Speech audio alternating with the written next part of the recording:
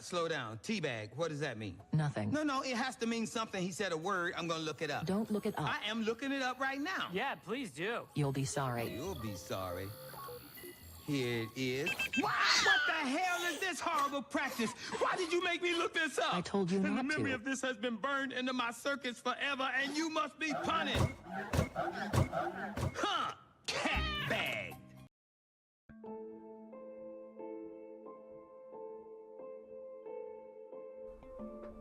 This collection of animated short stories spans several genres, including science fiction, fantasy, horror, and comedy. World-class animation creators being captivating stories to life in the form of unique and visual viewing experience.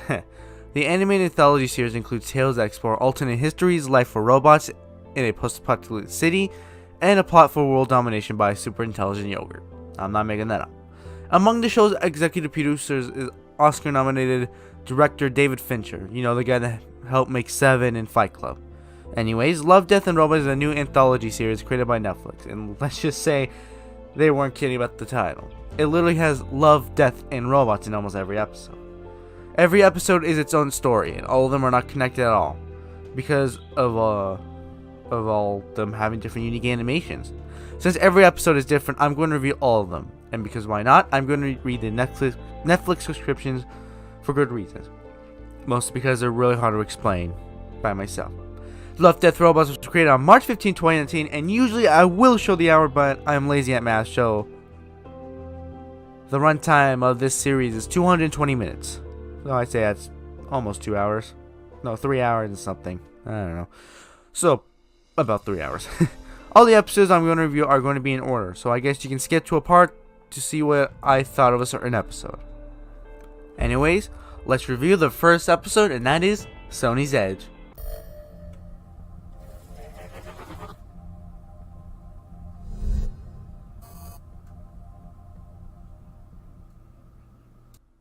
In a dystopian cyberpunk future, a scared and traumatized young woman who partakes in gruesome death matches where engineered beasts mercilessly tear each other apart for sport to entertain the sadistic, rich, and powerful, is seduced by the mistress of a sinister man who bet on her beast.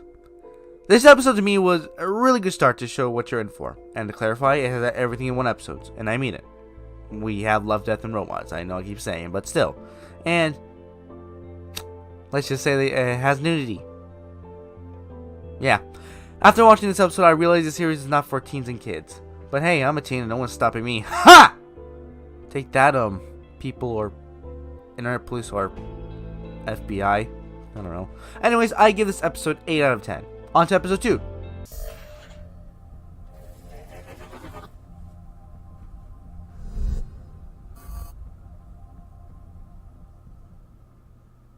Long after the fall of humanity, 3 robots embark on a sightseeing tour of a post-apocalyptic city.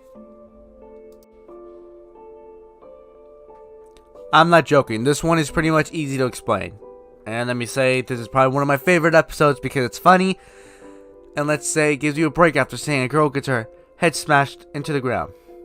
I would show the clip, but it's gory and nudity. I know YouTube will be like, hey, that's not cool, man. But anyways, let's say this episode's ending's pretty funny. It pretty much explains why the humans were dead, which I will spoil, but it's too funny not to spoil it. Anyways, I give this episode 10 out of 10. Next episode.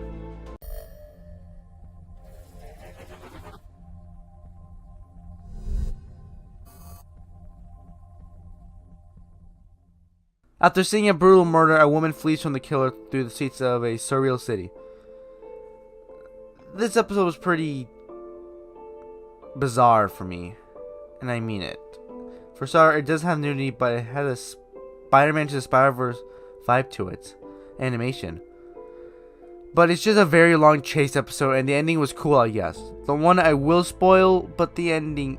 This one I will spoil, but the ending is kind of weird. Screw it, let's spoil it. She kills a guy, then she has to chase a guy that looks like him and is now continuing a loop. At first it sounds cool, but it slowly turns out not to be that good, but it's good. This episode for me was 7 out of 10.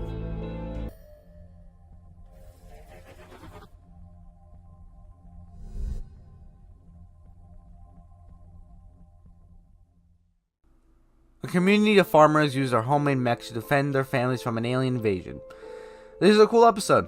It's better than The Witness in my opinion. It gives you a video game vibe in this episode, mostly because of the animation. This is a short review because I like it. I give it 9 out of 10.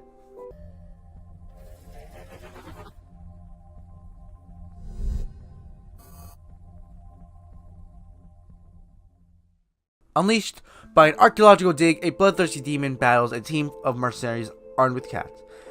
This is another of my favorite episodes.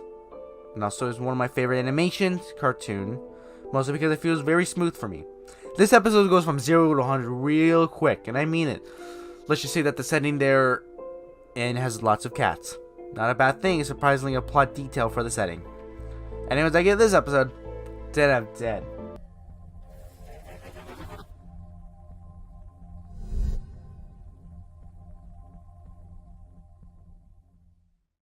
After scientists accidentally breed super intelligent yogurt, it soon hungers for world domination. Yeah, I'm not going to even talk about this. 5 out of 10.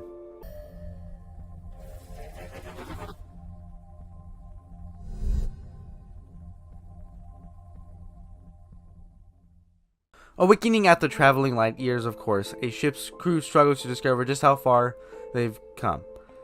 This episode's really screwed up. To me, it's really good, but the ending for this episode makes you question about life and reality around me.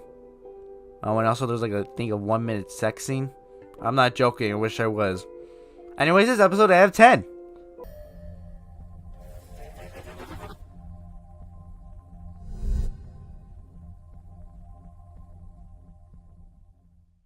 The son of a spirit hunter forges a bond with a shape-shifting Hulajing. I think that's how you say it. This is one of the longer episodes in the series. To me, I think the animation is cool. The story is almost straightforward. There were some things I had a question, but I'm not going to get into that.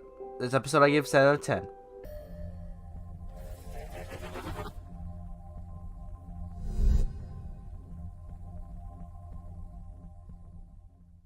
This episode is really weird. I say it wasn't my favorite, so to keep this short, 5 out of 10.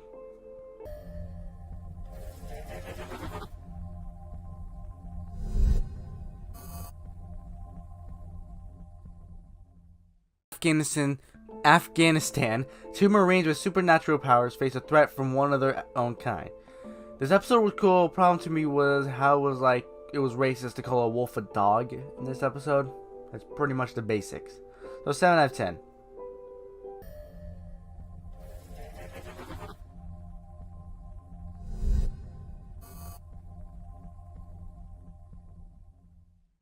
Stranded in orbit, an astronaut must choose between life and limb before her oxygen runs out. This episode made me cringe for the noises they made for it. If you watch it, you'll see why. So 6 out of 10.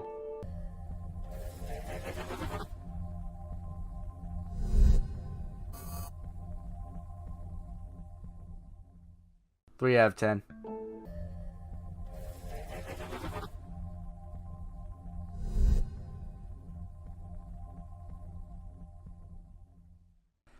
After the dropship Lucky 13 lost 2 crews, no pilot would fly her, but rookies don't get a choice. This episode was weird, but at the same time it was cool. So I give this 7 out of 10.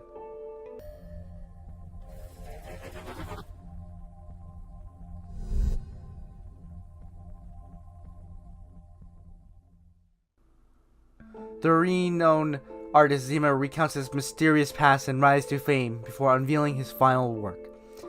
This episode is slow but wholesome. I say it's a good kind of slow because it makes you feel relaxed. There's no action, just calmness. So 9 out of 10.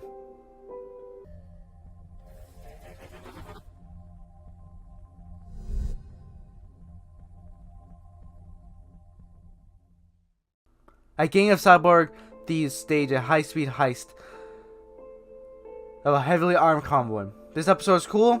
Some people don't really like it, but I thought it was good. So, 8 out of 10.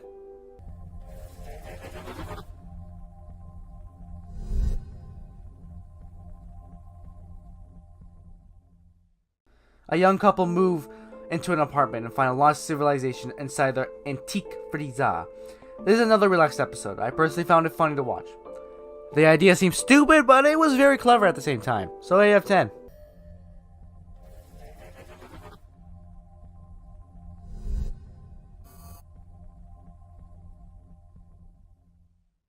4 out of 10.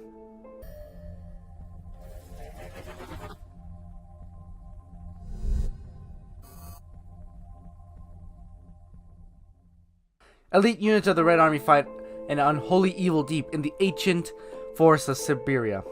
Now this episode is another one of my favorite, and let's just say this whole episode is gory. But it does take a break once in a while. You know, to catch your breath type of thing. But I give this episode a 10 out of 10 because it was that good.